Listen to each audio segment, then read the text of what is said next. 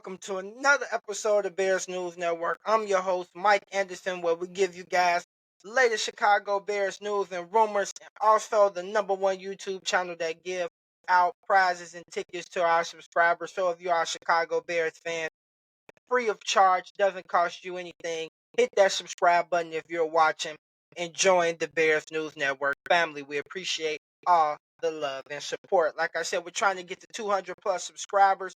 So we found out over 50% of people that's watching our videos has not yet subscribed. So if you can subscribe, we appreciate it.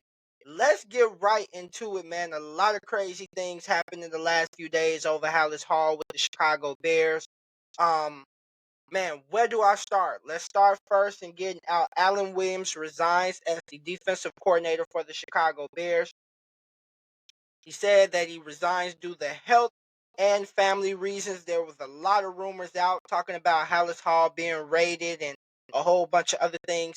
Those are not true. Ryan Post came out in the press conference and said those things are not true at all. So, just hoping and wishing the best for Alan Williams, and doesn't know we don't know the full details at this point. We're not going to try to speculate and get into them, but as of right now, Alan Williams is no longer our defensive coordinator. And in the meantime, Matt Eberflus will call the plays defensively for us. I really like the job that Matt Eberflus did last week with calling the defense. It looked better than the first week against the Green Bay Packers. And that defense did leave us an opportunity for us to win the game. So as of right now, our defensive coordinator, we do not have one. Hopefully they can find somebody within the inside. I know everybody's been talking about should we go out and sign Lovie Smith and Leslie Frazier. With the way that this team has been set up this year and all the obstacles that they have faced early, if I'm Matt Eberflus, I'm going to sink or swim with my defense calling the plays. So if I'm Matt Eberflus, I'm either going to get someone inside to replace Alan Williams, and if not, then I will call the defense myself. I'm going to bank a sink and swim on myself. Also, let's get into another uh, interesting fact about the past couple of days, man. Braxton Jones, our starting left tackle, man, is placed on IR, dealing with some kind of neck injury. Don't know the full details of how long he will be out, but he will be out for a minimum of 4 weeks. Also, Eddie Jackson, uh, he did injure himself during the Buccaneers game, but his outlook on his injury is positive at the moment, and also with Darnell Mooney is positive as well. Also, Nate Davis, he did return back this week from dealing with the death in the family, so that's a positive sign, and our hearts and prayers go out to Nate Davis and his family at this time.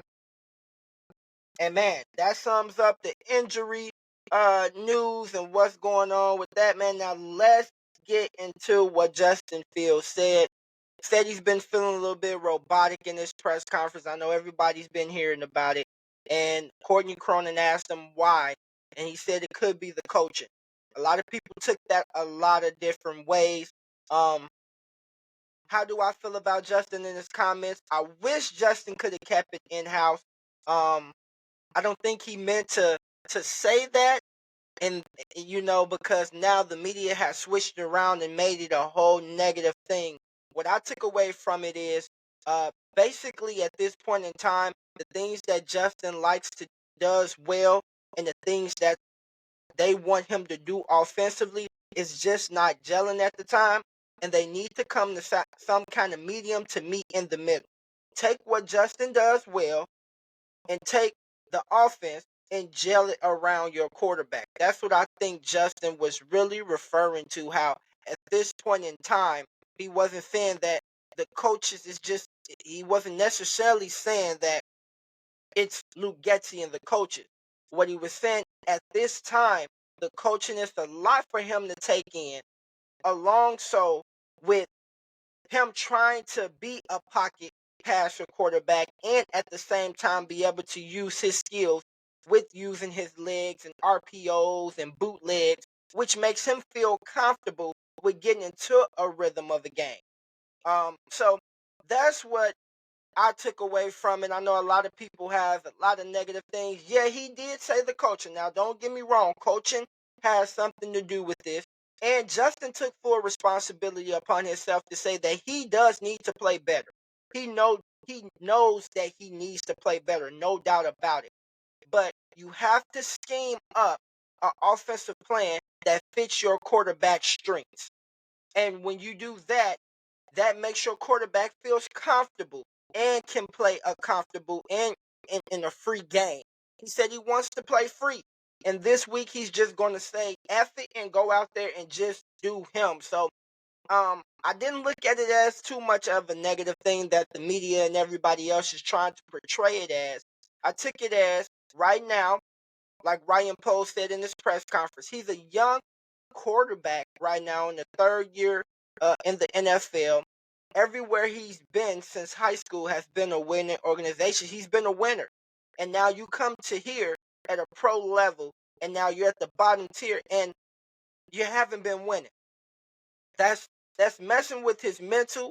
That's also it can mess with you on a mental level to think, okay, now because if Justin doesn't work out here in Chicago, this possibly can affect him being a starter somewhere else in the NFL or possibly getting another job or getting a paycheck. So, did I like what he said? I had no problem with what he said. Do I think he should have said it to the media? No. We kind of figured coaching did play a problem in this as well, but also Justin has to take accountability, which he did, and he knows that he needs to get better. Just for instance, the example play that everybody's been talking about, the strip fumble or whatever the case may be, Justin said, yeah, at that time his quarterback clock would have went off and said instantly take off running. But they want him to focus more on being a pocket passer, so he sits in there a little bit longer. So now, if you're Luke Getsy, I want to know, soon as we meet on the next meeting day for this upcoming game plan, I'm saying, what do I need to do to make you feel comfortable? That's what I want to know. And if you just take a blueprint out of what they did last year when they came off of that bye week with against New England, and they had that stretch of like 5 games of 30 plus points a game, that's what they did. And the offense was successful. Did it translate into wins? No. But you seen the offense be successful. So I think that's something that we need to get back to.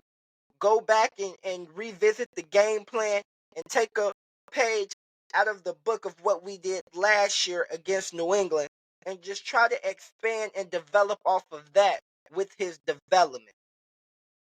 Man, I want to know how you guys feel about everything that's been going on. I know right now, if you're a Chicago Bears fan, it's not easy right now, but stick with us, man. We gonna be all right. I'm telling y'all, we gonna be all right, man. It's just tough times right now, and like Ryan Poe said, um, it's tough right now for the organization, but we're gonna get through it. You got to go. It's obstacles. We got to get through it, man. There was a lot of expectations on this team to succeed early this year, and we see that that's not the case. And I'd rather for it to happen early than for it to happen later. So now we've seen the expectations that was put on this team. Hey, we need to do some work. We need to get it together. And I'd rather for us to get it together early in the season rather than later in the season. So I'm just excited to see what kind of offensive game plan Luke Getsy comes up with against the Kansas City Chiefs this Sunday, man. So I want to hear from you guys though. How do you guys feel about Justin Fields' comments? Do you take it as a negative or a positive thing? I want to hear from you guys. And just a quick interesting point before we get out of here. Um, a lot of people have brought this out. Luke Getsy is still learning himself. Um, even though he's been coaching a couple of years, a few years in the NFL, Luke Getsy has never did play calling in the NFL prior to coming to the Chicago Bears, especially at a high level where your team goes to the playoffs or you have done it where your team has gotten wins. This is Luke Getsy first time actually experiencing calling plays in the NFL. He's never done it before. And when you have a young developing quarterback or young developing players, it's very critical to get coaches with experience. It's very critical to get that to help with their development. Now, not saying Luke Getsy can't turn the corner. I think they're going to come up with an offensive plan, and they will do better offensively. But that's just something that the upper management and ownership has to recognize. And it seems like, I don't want to say it's been a pattern, but it's starting to feel like it's a pattern. When you look at Matt Nagy didn't necessarily call plays in the NFL. He's always been under the microscope of Andy Reid, but he was supposed to be some kind of quarterback guru and good offensive mind. But Andy Reid called those plays in Kansas City. So then when we gets here, we like, oh, he's not good at play calling. He has a disconnect with the quarterback. He's supposed to be a quarterback guru. But when you look at their record per se, they haven't done it at a high level to where they can bring. They've done it to where they can bring the best out of the players. So just with that, man, I don't want to say it's a repeating cycle. I think this thing can turn around. Ryan Poles said it will, man. I still have faith in Ryan Poles and his team that everything can get done, man. Justin said he just feel like it's been a lot on his plate. And if you need to dial some things back, then that's what you just have to do as a coach. As a coach, you do what's best for the team. And what's best for the team at this point, because nothing else is working, you're losing anyways. You might need to change around that offensive scheme and work to your quarterback strength. So, man, I just wanted to bring that stuff to you guys, man. It's just been a lot going on, man. We'll have the pregame breakdown against the Kansas City Chiefs on Saturday. But, man, I want to know you guys' thoughts about this. Like I said, I'm not too worried about it. I'm not going to blow it out of proportion, man. I think the media blowed it out of proportion. He was just saying that there's a disconnect between him and the coaches right now and how to run this offense. And they just need to come together and figure out how to get it done. I don't think he was throwing any of the coaches under the bus. Justin has a good relationship with Luke Getsy. And like Matt Eberflus said, it's good that they like to be open and honest with each other, because that's the best way to be. And I hate that the media fought at him for being honest, because we're probably not going to never get that again from Justin Fields.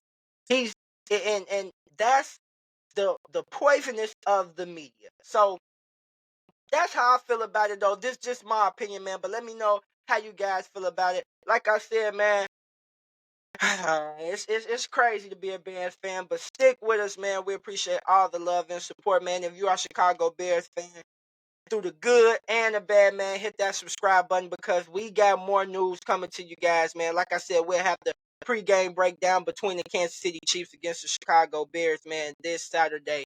So be on the lookout for that, man. But yeah, I want to hear from you guys, man. Like, comment, subscribe, and let me hear those thoughts, man, right underneath this video. And like me and Cootie always say, be safe, Chicago, and bear down.